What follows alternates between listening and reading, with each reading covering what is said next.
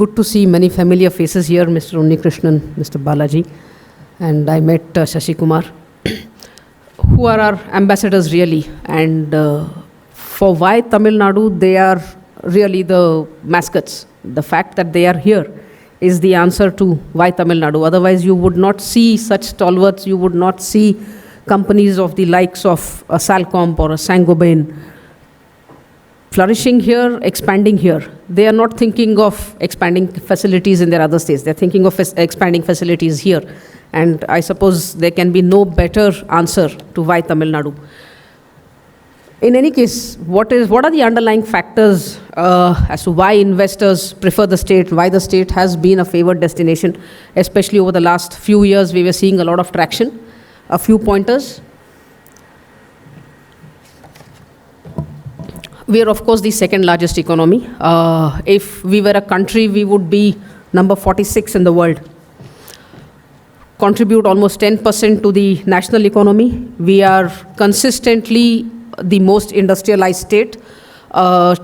Tremendous ecosystem of SMEs, which are the backbone for any industry. No large industry can function on its own in a vacuum, unless there is a supplier ecosystem, a vendor ecosystem, and that is what the state provides. Operational industrial parks, we have 57 SEZs, SIPCOT, not just SIPCOT, there are a large number of private parks which are coming up now of a very high quality. And as far as the state is concerned, we promote both the government parks as well as the private parks. To us, we are agnostic as to whether the industry is setting up in a government park or a private park, so long as the park is located in Tamil Nadu. Talent pool, again, something that Tamil Nadu has proven time and again, from the highest gross enrollment ratio in higher education at the national level at about 53%. We are twice the national average, much higher than the US too. The kind of talent pool that we have, not just in terms of numbers, but in terms of quality of institutions, that also contributes in no significant terms to why industries prefer to come here. I mean, incentives can only work so much, and not beyond that. After that, finally, it is not incentives which keep industry running.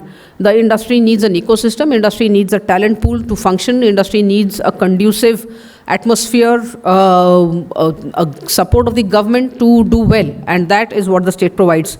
In terms of urbanization, the state offers a great market, not just, it's a hub not just for exports, it's a market by itself. Connectivity, industry, given the linkages across the world, no industry is completely self-reliant in what it procures for its inputs. So there are imports, there are exports, and the location close to the port offers us tremendous advantage. Having 3 ports close to Chennai, one down south at Tuticorin, and the upcoming one in the center at Karaikal. All these contribute to tremendous connectivity across the globe. And we have seen during the COVID pandemic, finally it is our connection to the global supply chains that matter. And this is what has kept manufacturing going. So nations which did not have these connections fared pretty poorly during COVID. In fact, it's a matter of pride for us that during the COVID years, while economies around the world shrunk, including the national economy shrunk by about 3%. Tamil Nadu registered a nominal growth of 5.2%. So we were probably the only large state to actually register a reasonably good positive growth rate even during the COVID years. It's a testimony to the fact that the state has gone beyond what it needs to do. It has gone out of the way to ensure that manufacturing kept going. Without that, we would not have registered this growth. In terms of power, we are power surplus. In terms of internet connectivity, we have nearly 15 terabytes of bandwidth available, and more is coming. The industrial corridors, these are being funded and sponsored by the multilateral and bilateral agencies. The JICA sponsored, the ADB sponsored Bangalore corridor, the Chennai-Bangalore corridor, then there is the East Coast corridor. So all these corridors are in in coordination with the Government of India and technical support from the multilateral agencies. So the corridor development and node development, these would also contribute.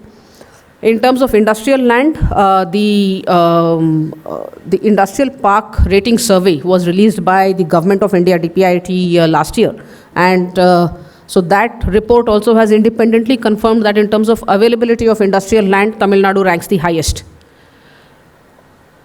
Ready availability of industrial land is what industry wants. After an industry comes to a state seeking land, seeking to set up their unit, we cannot be scouting for land after they come, right? We need to have land ready. We need to have the infrastructure ready in place. And that is what the state offers. That is why we have industry coming and more of them in growing numbers. Just a snapshot of the Fortune 500 companies are leading investors who are present in the state. We now have more than 75 of the Fortune 500 companies actually manufacturing from the state. In terms of connectivity, what I already mentioned, the rail network, the road network. Road network, again, in terms of length of roads per 100, per lakh of population or per 100 square kilometers, it is again the highest. And it's not just the national highways. Of course, we are well connected across the state through a very good national highway network. The state highways also have equally contributed. The quality of the state highways is no less than the national highways.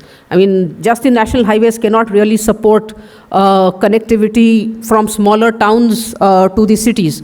And that is what has helped SMEs also to connect to the large industry. Airports, we of course have 4 international airports, and then there are the 2 domestic ones also. And the seaports, more than 3 million TEUs per annum and 70 million tons of bulk cargo is what transacts at the 4 ports. The 3 ports at Chennai are continuously undergoing development. The Tuticorin port is also going to see development. They have put out bids, and we expect that the bids will be finalized soon. And we would expect global players to come and develop the port. So we would see a lot of development happening in the southern districts also. Skilled labor, like I said, it's not just a question of numbers, the quality of institutions. In terms of the last NIRF report itself, 19 of the top 100 institutes, that's almost 20% of the country's best institutes are in the state. Engineering, again, 16 of the top 100 colleges are here. Colleges, 33, 1/3 of the top 100 colleges are in the state. In terms of research institutions, all of these, so this speaks not just for numbers. There's no point in churning out graduates who are unemployable. The fact that independent surveys after surveys reaffirm quality of graduates that come out of the state, these numbers are testimony to that. Our sectoral strengths, traditionally we have been a textiles, engineering, footwear state. Automobiles came in later, and then electronics.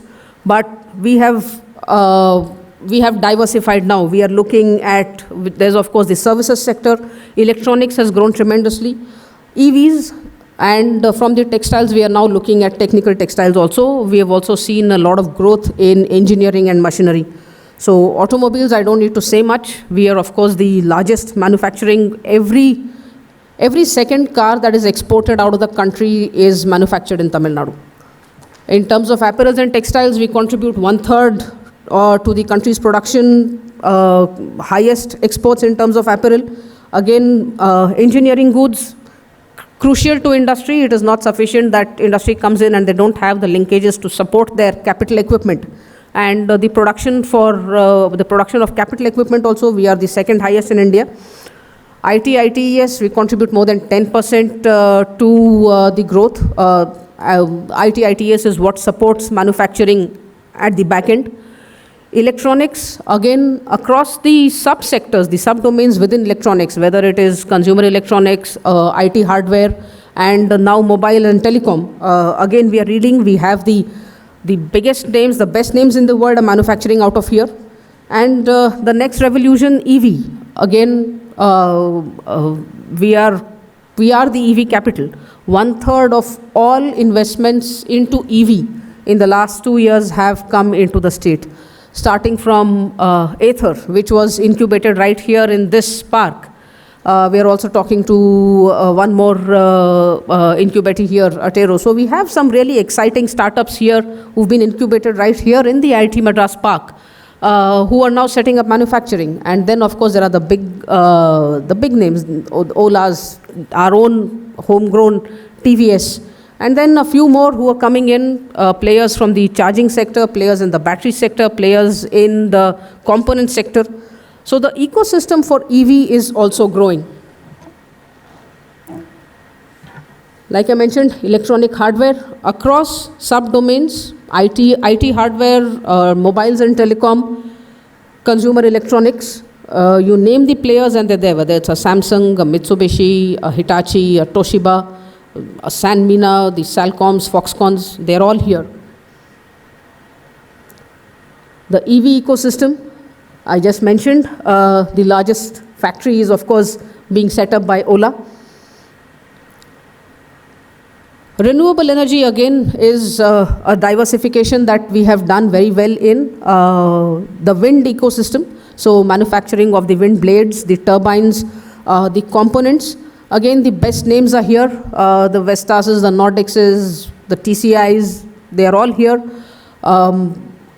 There is, of course, the onshore wind, which is pretty strong down south in the southern districts. That is a factor. But we will also see tremendous potential for offshore wind. And that is something that will kick off, we believe that will kick off another manufacturing revolution for the equipment required for offshore windmills, which is of a different category altogether. And that we believe will kick off in shortly in times to come. We are already the state with the highest renewable energy mix in our total energy mix. In terms of manufacturing also, whether it is wind or solar, with first solar setting coming and setting the unit here, we are looking at futuristic technology in manufacturing solar PV cells. There are other players like Vikram Solar who are also manufacturing solar PV cells and modules in the regular silicon technology. Players like Tata are also coming in. So we see a lot of traction in manufacturing for the renewable sector as well as renewable energy itself. The industrial parks and clusters, like I've already mentioned, we have the highest availability of industrial land across the country, number of parks, ready-built spaces. This is what industry is now looking for, especially the electronics industry. And that is something that we are able to readily offer. This is again something that we are diversifying into. We recognize the fact that manufacturing alone cannot be the backbone of a state. It is critical, but the services sector, particularly the startups, the fintech ecosystem, they need to be promoted as well, because at the end of the day, the services sector is what provides the higher end employment, and we are cognizant of that. And this research park again is incubating a large number of the startups. So in terms of R&D, in terms of startups, again, that is something that we are specifically promoting now. Ease of doing business, Mr. Unnikrishnan mentioned. We are not looking at just making things go online. That is not sufficient. We are looking at process re-engineering itself, simplifying the process. Making it online is the first step, but simplifying the process itself is critical. And that is something that we are doing. We are benchmarking other states, we are benchmarking other countries that have excelled in ease of doing business and seeing what further needs to be done so that the compliance burden for businesses reduce, and the number of approvals that industries need to take, they reduce. The policies, these are, I will not go into detail, these are available on our website, all the policies that we have. There is, of course, the industrial policy that we launched last year, an exports policy, an electronics hardware manufacturing policy, an EV policy that we will be updating soon. We are also shortly going to be coming out with a policy for life sciences, a policy for the footwear sector, and an R&D policy. We will be launching these sector-specific policies shortly. All the policies are available on our website, and these are the details of the policy. I will not go into details. Finally, guidance. It's your partner in progress. It's there to support the industry right from the point of first contact to the point of facilitating and ensuring that the investment gets grounded and the investment and the industry runs without any hurdles, and the experience is for the industry, for the investor, is a pleasurable one, that the investor feels no pain or is actually happy running an industry in the state. And that is what we look to do. We have a fantastic team. It's been all over the media, of course, but we recently won the Best Investment Promotion Agency Award for the Asia Oceania region at the annual investors meet at Dubai. And I suppose that is recognition for us. But it is not just a question of recognition. For us, it is a stepping stone that we intend to build upon to bring in greater investments to the state. Ultimately, the goal is not to win awards. The goal is to bring in investments. The goal is to build employment. The goal is to march towards the $1 trillion economy. And with ambassadors like Mr. Unnikrishnan, I'm sure we will get there, definitely. Thank you.